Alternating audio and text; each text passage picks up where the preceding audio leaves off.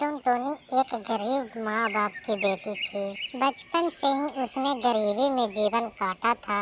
एक दिन टुनटुनी की शादी पास वाले जंगल के अमीर पक्षी से हो गई। टुनटुनी अपने आँखों में सपने सजाए डोली में बैठकर अपने पति कालू कौवे के साथ चली आई। अरे बाप रे, कालू जी का घर कितना बड़ा है। ऐसा घर तो मैंने केवल फिल्मों में देखा था। तभी टुनटुनी की सास टोनी चिड़िया उससे कहती है, आओ बहू आओ, इस घर में तुम्हारा स्वागत है। अरे कालू बेटा, बहू बहुत थक गई होगी, इसे अपने कमरों में लेकर जाओ। चलो टुनटुनी, मेरा कमरा ऊपर है।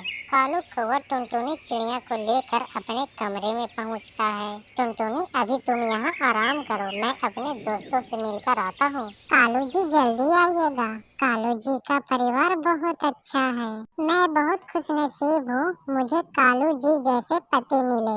मैंने पिछले जन्म में जरूर कोई पुण्य का काम किया होगा। टुनटुनी आराम करने जा ही रही थी कि तभी उसकी दो ननद पिंकी और रानू चिड़िया वहाँ आ गई। भाभी सो गई क्या? हम आपसे बात करना चाहते हैं। आइए आइए ननद जी, मैं अकेली बोर हो रही थी। ससुराल के सारे लोग इतने अच्छे थे कि टुनटुनी को अपना मायका भूलने में ज्यादा समय नहीं लगा। समय पंख लगाकर उड़ने लगा।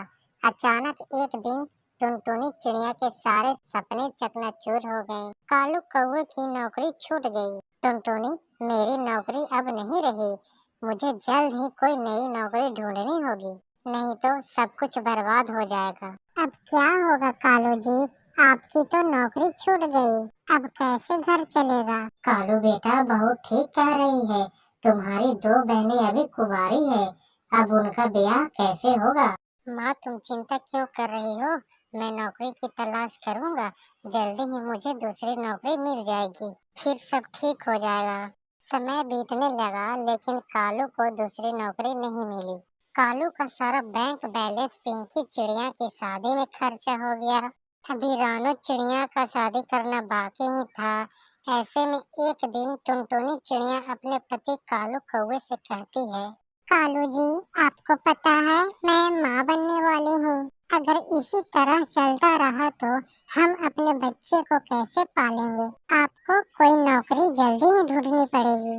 अरे ढूंढ तो रहा हूँ, अब जब कोई नौकरी मिले तब ना। जंगल में बेरोजगारी है, जहाँ कहीं भी नौकरी का पता चलता है वहाँ जाता हूँ, लेकिन मेरे जाने से पहले पक्षियों की लाइन लगी होती है। कुछ दिन और बीत गए। टुनटुनी चिड़िया दो जुड़वा बेटी की माँ बन गई। बेटा, सोचा था कि बहू को बेटा होगा, लेकिन इसकी तो खुद की दो बेटियां हो गई, वो भी एक साथ। यहाँ तो रानू चिड़िया के ससुराल वाले शादी करने की दबाव डाल रहे हैं। बेटा कैसे भी करके अपनी छोटी बहन के हाथ पीले कर दे। ठीक है माँ, ये घोंसला बेच देते हैं और कुछ दिन किराए के घर में रह लेंगे। रही बात मेरी बेटियों की, तो वो अभी छोटी है, जब तक मेरी नौकरी लग जाएगी फिर सब ठीक हो जाएगा। ये आप क्या कह रहे हैं जी? आप घर बेच देंगे तो हम लोग कहाँ रहेंगे? फिर मेरी बेटियों को क्या होगा? आपको अपनी बेटी की जरा भी चिंता नहीं है? मेरी बेटियाँ 2 दिनों से भूखी है, उन्हें पानी पिला कर रख रही हूँ। कहीं से मेरी बेटियों के लिए थोड़ा सा दूध ला दीजिए। तुम क्या चाहती हो बहू? मेरा बेटा पड़ोसियों से भीख मांगने जाए? अब उसे नौकरी नहीं मिल रही है तो इसमें इसकी क्या गलती? कालू कौवे का घोंसला अपनी छोटी बहन के शादी में बिक जाता है और पूरा परिवार किराए के घर में रहने लगता है। किराए के घर में टुनटुनी और कालू के बीच में पैसों के लिए झगड़ा होने लगा। कालू जी, मुझसे मेरी बेटियों का भूख नहीं देखी जा रही है, मैं इनका गला घोट देती हूँ, फिर सारा खिस्सा ही खत्म हो जाएगा। रोज रोज लड़ाई से तंग आकर कालू कौवे ने नदी में कूदकर आत्महत्या कर ली। ये आपने क्या किया कालू जी?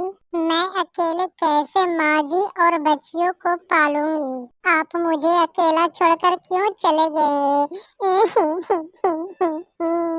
टुनटुनी नदी पर बैठी रो रही थी। तभी बंटी कबूतर की नजर टुनटुनी पर पड़ी। अरे टुनटुनी, कैसे तुम्हारे पति ने आत्महत्या कर ली? आखिर क्या बात हुई थी? क्या बताऊं बंटी, थोड़ी सी घर में कहासुनी हो गई थी, मुझे क्या पता था इतनी सी बात पे कालू जी आत्महत्या कर लेंगे।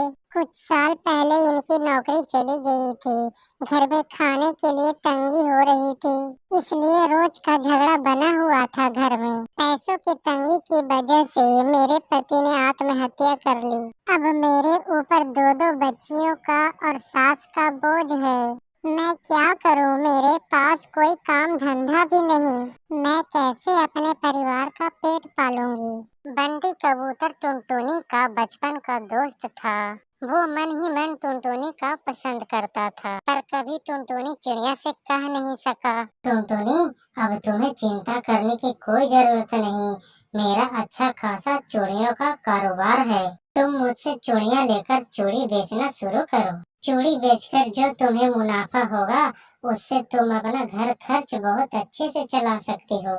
कालू कौवे के मौत के बाद टुनटुनी चिड़िया ने चूड़ी बेचना शुरू कर दिया। चूड़ियाँ ले लो चूड़ियाँ, रंग बिरंगी चूड़ियाँ ले लो, लाल पीली हरी चूड़ियाँ ले लो।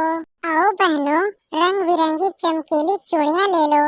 टुनटुनी की चूड़ियाँ देखने में बहुत सुंदर होती थी और उसकी आवाज से ही पक्षी उसके पास चूड़ियाँ खरीदने आया करती थी। उसकी चूड़ियाँ झटपट बिक जाया करती थी। टुनटुनी चूड़ी बेचकर खुशी खुशी अपने परिवार का घर चलाने लगी और अपनी बेटियों को अच्छी तरह से पालने लगी। बहू, तूने तो अच्छे से घर को संभाल लिया है और मुझ बूढ़ी का भी अच्छे से ध्यान रख रही है। तेरा बहुत बहुत शुक्रिया टुनटुनी।